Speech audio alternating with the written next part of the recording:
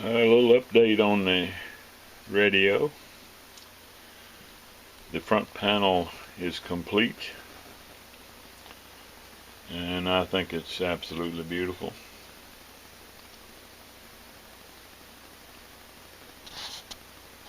All the vernier dials are working. I was able to repair that one that didn't work. Just missing one knob.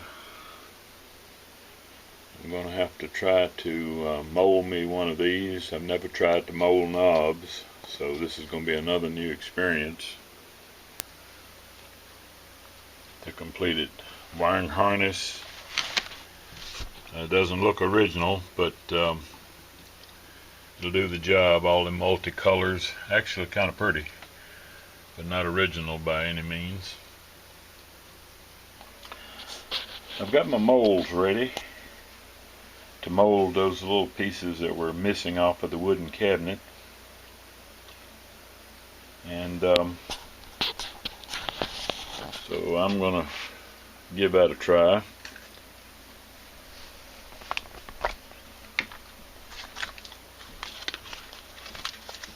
They recommend that you use this mold release compound, so I'm gonna spray that in there. They recommend that you work it in pretty good so it'll cover everything. Do that with a Q-tip.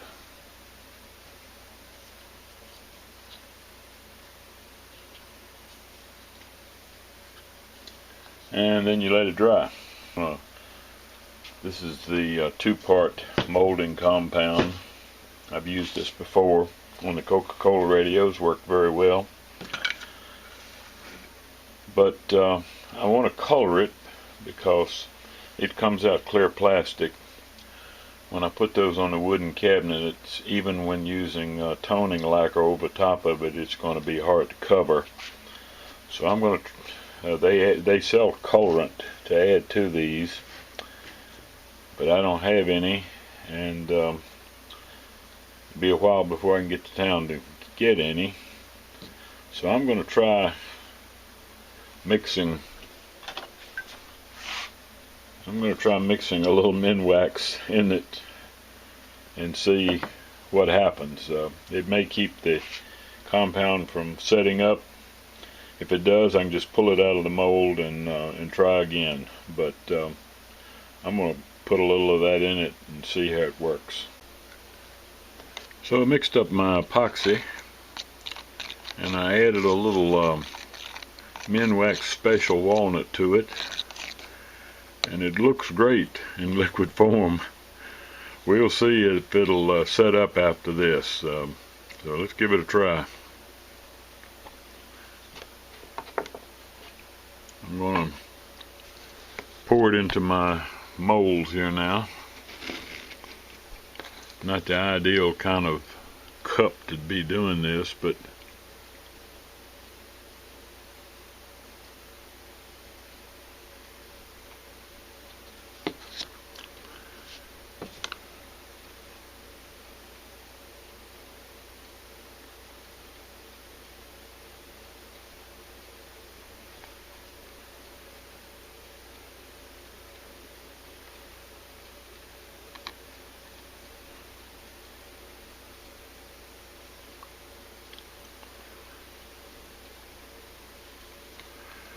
okay,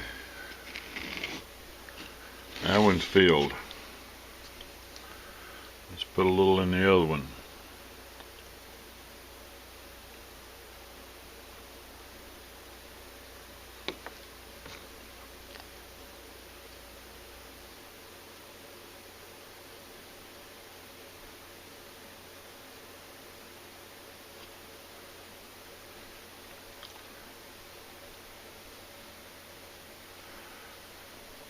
Okay.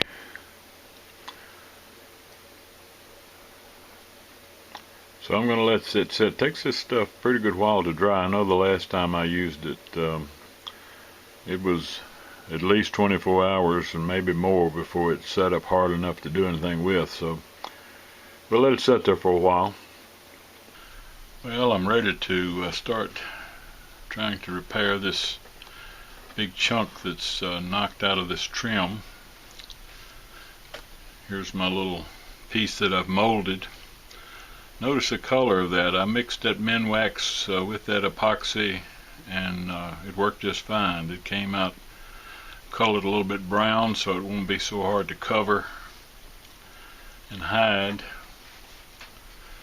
when I finish it. I've stained the rest of the cabinet, and that front panel is kind of a red tint. I don't know what stain they used back in the 1920s to do that, but normally I would use something like mahogany, but this, I had some red oak and I stained it with red oak, and it matches that front perfectly. I'm glad I did that. So what I've got to square this up though before I can put this piece in. I've got to square this up, so I'm going to start cutting and sanding. I've got me block of wood here. Well, this is some automotive type stick-on sandpaper. So I've stuck it onto that block of wood, keep it flat, and so I'll be able to sand this perfectly flat, and then I will epoxy my replacement piece in there. I'll keep you posted. I've done all the preliminary work here. I've got a paint paddle underneath here with a piece of that paper that came off of that sandpaper, which has got something in it that keeps anything sticky from sticking to it, so I'll put that under there. And I'm mixing me up my favorite adhesive, JB Weld. Nothing like it. Works for everything. And I'm gonna coat this with some JB Weld.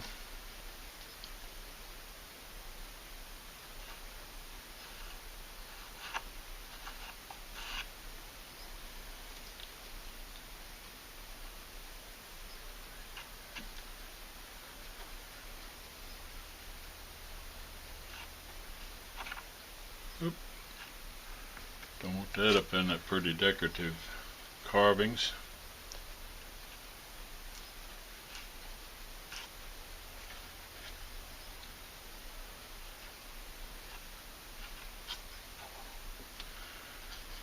I don't generally like to bore you with stuff like this. Everybody knows how to apply adhesive, so I don't like to bore you with that, but I'm gonna, got my hands dirty, don't want to turn the camera off right now. So I'm putting a little adhesive here on my replacement piece.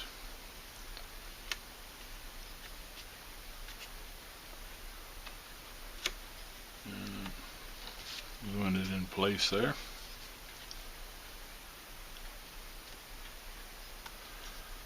That looks pretty good. Didn't a lot of it squish out in the joint.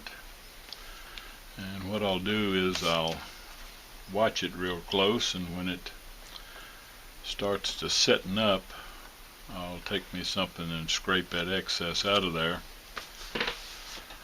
So, because in that intricate little work there where it's at, it's going to be hard to sand. JB Weld sands real easy.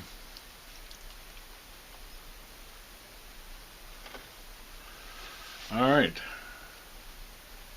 that's set in there, just a matter of letting it set up.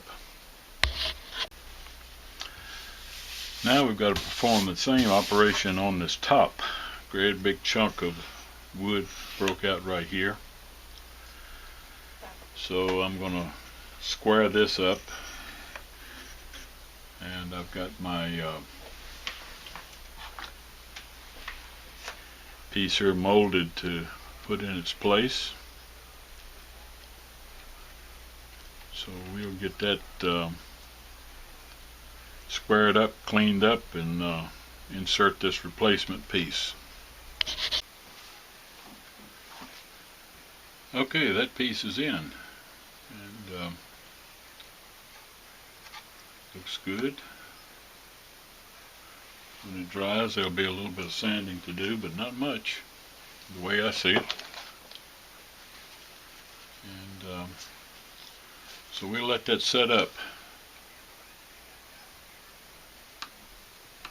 Probably let it set overnight. I find this JB well really takes about 24 hours to give you a good, hard, secure result.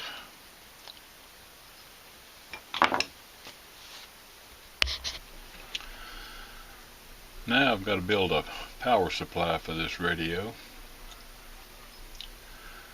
I need 90 volts, of course, B plus, and 22 volts bias, and 5 volts for the filaments. It's got O1As in it, so we need 5 volts for the filaments. I bought these on eBay a year or so ago. I got 10 of them for $25, so that's like $2.50 a piece. It's got two 115 volt windings, so you can wire it for 115 or 230, and it's got two 18 volt windings on the output. So these things make beautiful little transformers for these battery operated radios. You can use the second 115 volt winding as a secondary and use that to create your 90 volts. On the secondary side, you can either wire these two 18 volts in series for 36 volts, or separately you can use the 18 volts. So what I'm going to do with this one, I'm going to wire them in series for 36 volts. And I like to use those little regulator modules that you can buy from China. I used to build my own, but it's just so easy to use those little modules. They don't cost but $3 or $4, $5 a piece, and so I'll regulate this 36 volts down to 22 for the bias voltage. The 18 volt side or 36 volt side puts out 130 mils, so that's plenty for bias. What these will not do is they won't run filaments. So I went down and dug in my box and I found a Stancore P8130, which is 115 in and 12 volt center tapped winding on the output at 2 amps. So this will work fine. I can use these two and build me a nice little power supply for this radio. So let's go to work on it. Power supply is complete.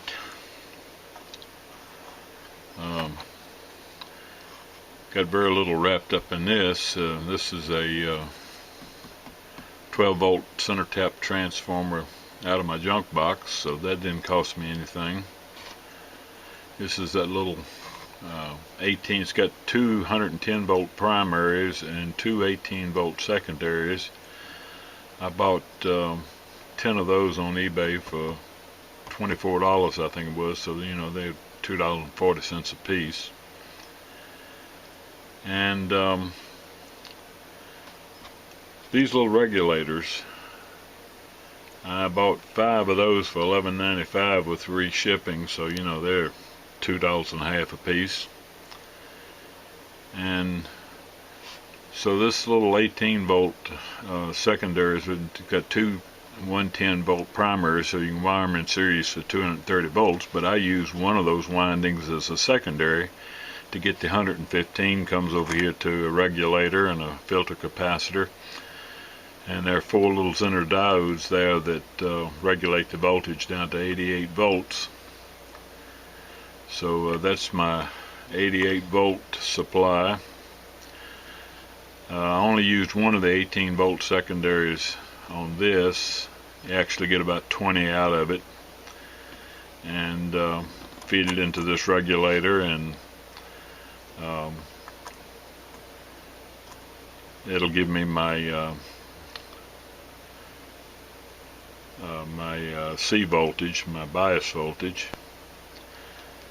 And then this one comes off of the 6 volt winding. It really gives you about 8, and I regulate it down to 5 with this. So you know, you got $2.50, $5, $8, 0, maybe another $5 for capacitors and these little circuit boards. Probably $15 total cost for this power supply that I'll put inside of this Fada radio. I had a hard time getting this radio to play, and I finally got it to play, but what I noticed was that a lot of these connections under these little furled nuts were intermittent, and I could just move things a little bit and it would receive or not receive. So now I'm pretty much having to disassemble the entire radio again, because all of these wires where they wrap around these screws, I'm scraping all of them. It was amazing how much corrosion was on them.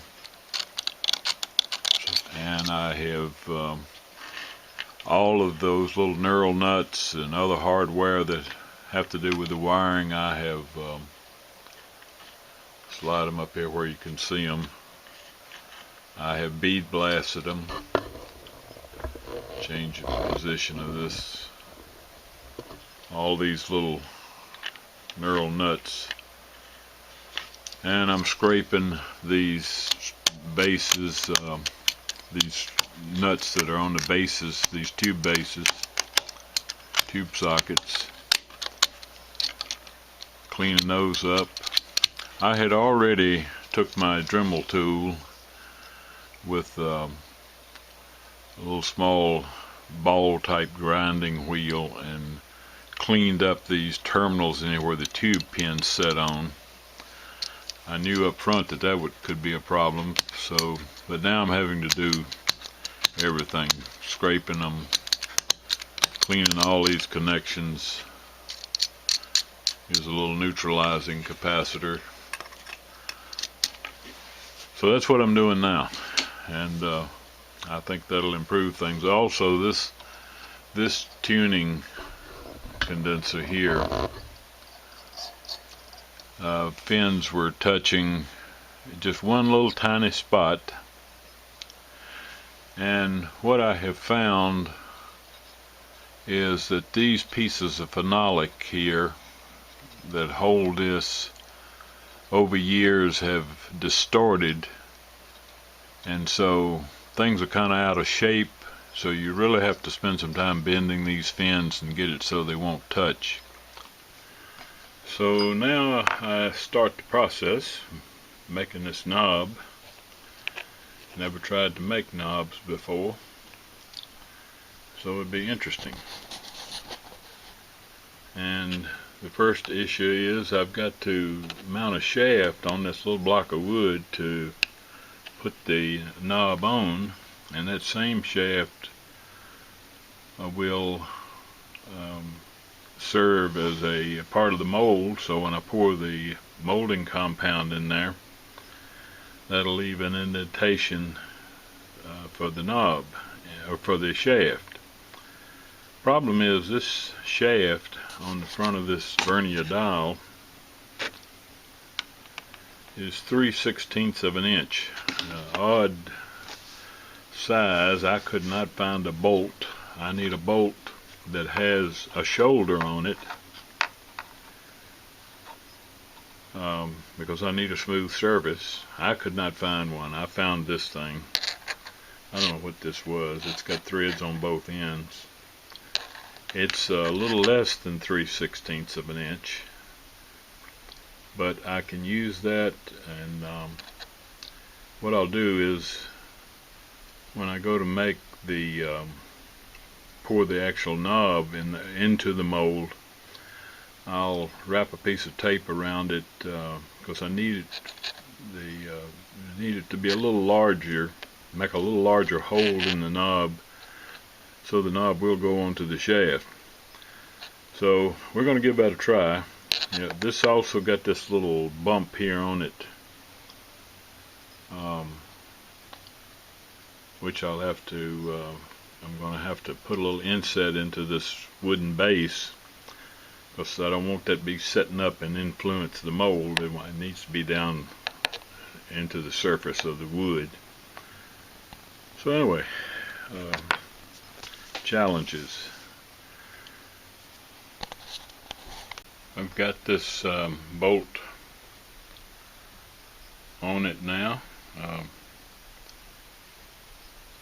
Got the little bump that was on it inset into the wood, so that won't influence the mold. And we're in pretty good shape. Now I've got to cut this shaft off, because it needs to be about 7/16, 3/8 to 7/16 tall, because that's all the shaft length inside the knob that I need. So I'm going to take my Dremel tool and saw this off to about 7/16. Got that all done. So now we can set our knob right down on that. And I need to build a dam around it. I think I'm going to use like a PVC pipe coupling to set over it and pour a molding compound into it, and hopefully we'll come out with a nice mold. The other thing I've got to do is I've got to put some pins in this, so that after I've made the mold and I'm ready to pour the actual plastic for the knob, something to position the mold in the exact same spot. So I'm going to get a couple of nails, I think, and run them in here to position the mold. I've got two nails. These are roofing nails pushed up from the bottom, and they will be there so that when I put the mold back down to pour the epoxy in it, it'll go down in the same exact position relative to the shaft. And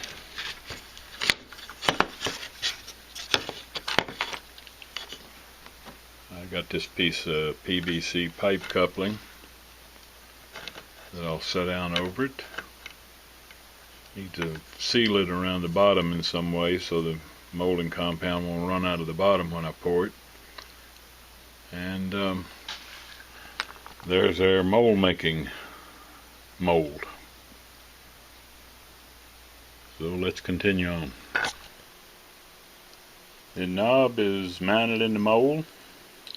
Two little pins to position it when I pour the epoxy in later on. So all we got to do now is put some of this solution in there that keeps the mold from sticking, and letting it dry a while, and then we can pour the epoxy. What we have here is an experiment. I have finished the mold. I've got the knob mounted in it. I have coated it down inside with this solution here called Casting Craft Mold Released Conditioner. I got that at Hobby Lobby, and you spray it in the mold and let it dry, and that's supposed to make it easier to get the mold to separate from the knob and other items inside of the mold. So I've done that, and the experiment here is this is the molding epoxy I've been using. Also got it at Hobby Lobby, Easy Cast. You mix these two equal amounts, and it worked very well on those pieces I made for this Fada radio to replace some missing pieces on the cabinet. It seems to take a long time to really dry. I mean, after 2 or 3 days it was still kind of sticky. However, what I did with that, first time I tried it, I had mixed a little bit of Minwax stain in it to color it. They make their own stains, but I don't have any and don't want to go to town to get it. So I said, I'm going to try some Minwax. So I had some of that mixed in, and I wondered if it would keep the epoxy from setting up at all, but it did not. And after a week or so, it was completely dry and hard, so it didn't seem to affect it. But I didn't have very much color in it that time, so this time I'm making it much darker. The knob is very dark, so I have put even more of this Minwax dark walnut in it, and this is a little experimental mixture. Since I've put in so much in it, I've stirred it up here, and I'm going to let it set and make sure it'll harden up before I actually pour the knob. So I'm going to let that set for at least a day, maybe 2, and make sure it hardens up.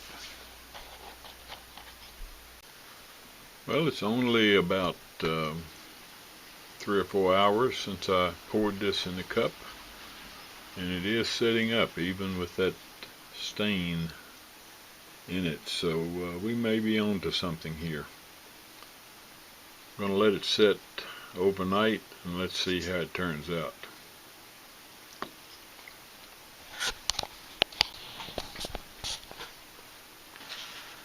I'm ready to pour the rubber mold solution.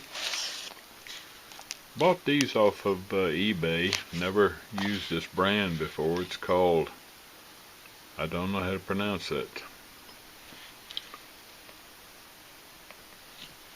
I think it's a Chinese product, but I like the way it's packaged. There's 4 sets. Get these little jars of solution, and then a little small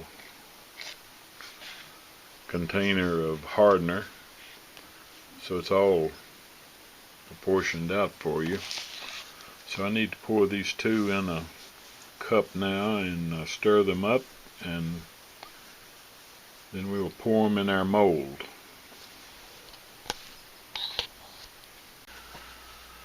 So I've got it all stirred up here now, and we're ready to pour into our mold. So I'm going to do this very slowly, because I want that to surround that bottom portion of that knob, which is smaller than the top portion, and I want to make sure it gets around it good. Oh, that stuff flows very well. Hope there's no air pockets in it.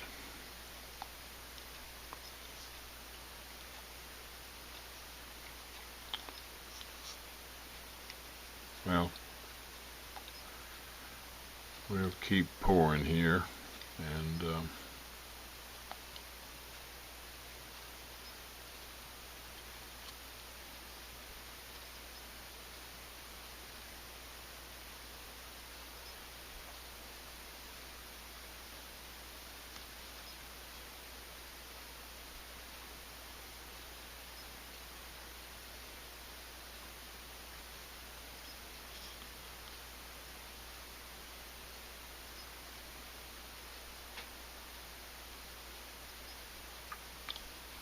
That's about all I want in there, because there's a little rim on that PVC pipe coupling, and I don't want to get above that, because then it'll be very difficult to pull the PVC away from the rubber.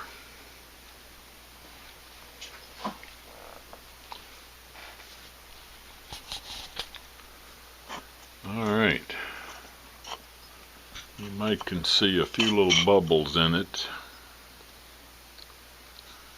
and with previous molding compounds they say if you do it like this, pat it on something, that'll make the bubbles float to the top, and hopefully they won't be any on the knob after we get finished. So that looks real good. We'll just have to let it set a while now. They say 3 to 4 hours, but I'm going to let it set overnight, and we'll see how it turns out.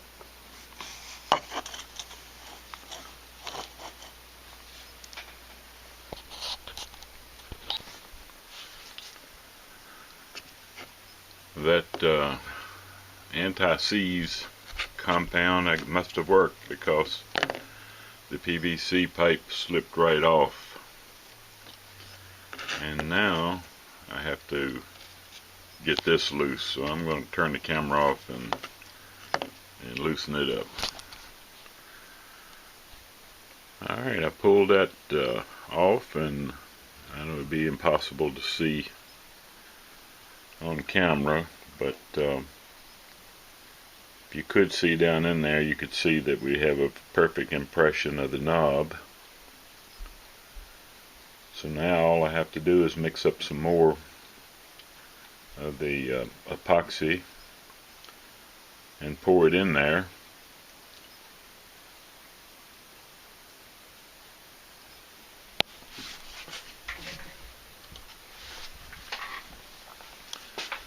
The epoxy that I mixed up using some Minwax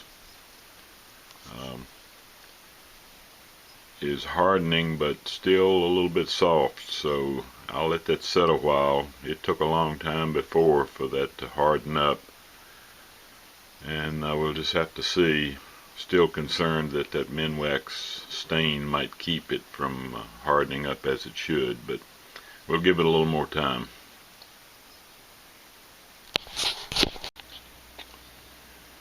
I meant to make a video of the pouring of the knob and taking it out of the mold, but I failed to do so. But anyway, here's the completed knob. It's a perfect reproduction. The color's good, and even on the side of it here, I'll have to drill and tap for a set screw, but where the original set screw was on the knob is plainly embossed in the mold, so it'll be easy to determine where to drill a hole. So there we are, replacement knob for this Fada radio. I would like to report that we have a complete radio. Complete except for one thing. I'm waiting for this knob here to come out of the mold, so I'll have a knob that matches the others. But we have a playing radio as well. I don't think it's a weird personality fit, isn't it? Yeah, I can see that. Because I do think Aaron Rodgers brings a little bit of superstar power to him. Yeah. You know what I mean? Like he has the commercials, the discount double check, you know, but he's in the market of Green Bay, Wisconsin, which, you know, no offense to Green Bay, Wisconsin. I love it there, love the people there, but this is very different when you're in a market like Los Angeles or New York or, you know, Florida or Texas. Those are different markets, and I see Aaron Rodgers, the name and the star power, you know, I can see him in a much bigger market, you know, for different organizations. By the way, I want to go back to this because Jameis just signed with the Saints. So Tampa Bay's always been a really loose franchise. And the Saints are good.